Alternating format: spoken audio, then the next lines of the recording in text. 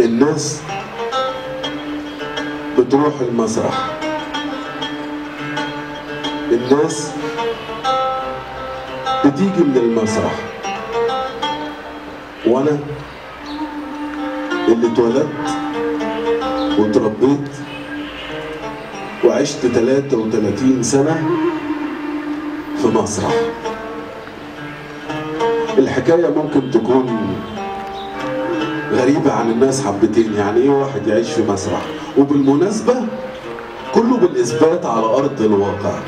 المسرح اللي اتولدت واتربيت فيه موجود على البحر في كم شزار في اسكندرية، مسرح إسماعيل ياسين.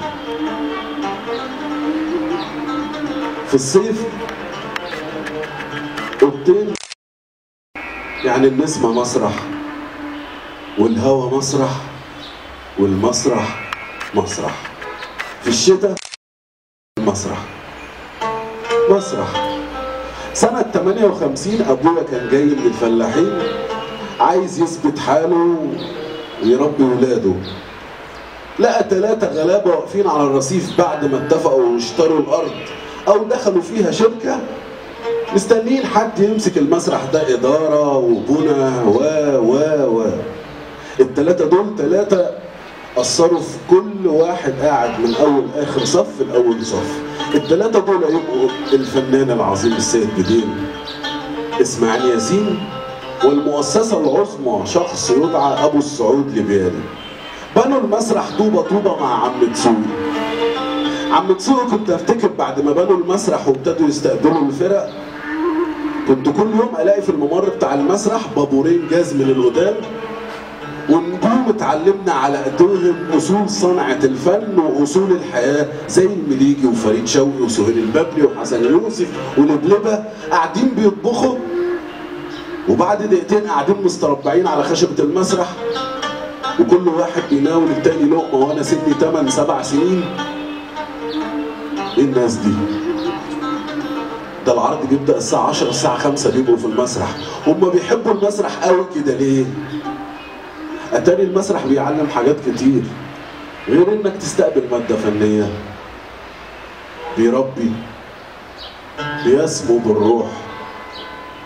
كنت استغرب قوي لما اشوف محمود المليجي العرض بيفتح الساعة 10 وهو جاي المسرحية تحت باطه وبيتمشى بالراحة كده بشويش من الممر اللي على شمال المسرح ويقعد، وتبقى مدى أمنيتي لما يقول لي أنا عايز أشرب قهوة. هتفرج عليه وهو بيذاكر.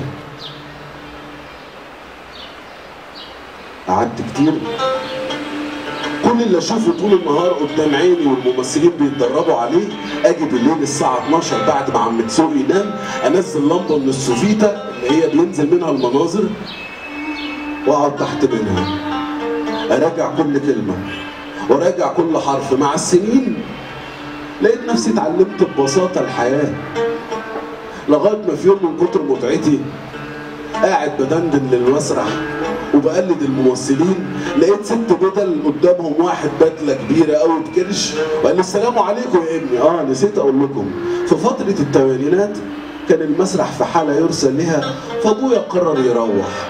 حتى افتكر كمان الممثلين يوميها اتجمعوا قالوا ايه ده؟ نعمل ليه شادر لعم تسوقي في الشارع؟ احنا نعمل الشادر بتاعه على المسرح. وفعلا لقيتهم فضوا المسرح كله وفردوه قماش شوادر واستقبلوا العزاء على خشبة المسرح.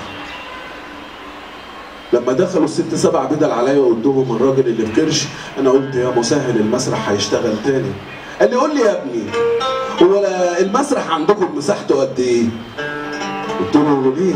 قلت يا مسهل يا رب عرض مسرحي بقى ولا الدنيا تشتغل شويه؟ ليه حضرتك عندك عرض مسرح؟ قال لي لا يا ابني مسرح ايه؟ انا هشتري المسرح وهده.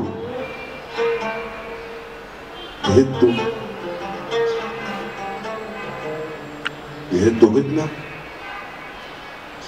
تصدق حضرتك انا لما كنت اروح لواحد صاحبي واخش بيته واقف في البلكونه كان جسمي يترعش. انا من كتر شغلي للبنوهات اذا كانوا هيشتغلوا النهارده كويس ولا لا. تهدوا مسرحنا. عبال ما قلت الكلمتين واتهموني الفنانين يا عيني الواد اتضرب بالمسرح ومش قادر يعيش غير فيه. بلف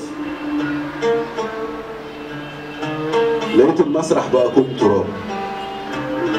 جابوا البلدوزرات في ليله والراجل كان بيدفع كتير، ايام ما كان في دفع يا رب يكون اتمنع. ولقيت المسرح كوم تراب والحيطان وهي بتنزل شايفها اخر طوبه، ومسكتها في ايدي محتفظ بيها لغايه النهارده. ولقيت نفسي بقول فينا يا عم تسوقي تشوف اللي احنا فيه، المسرح خير وبقينا نتبهدل على أراضي. فينا يا عم تسوقي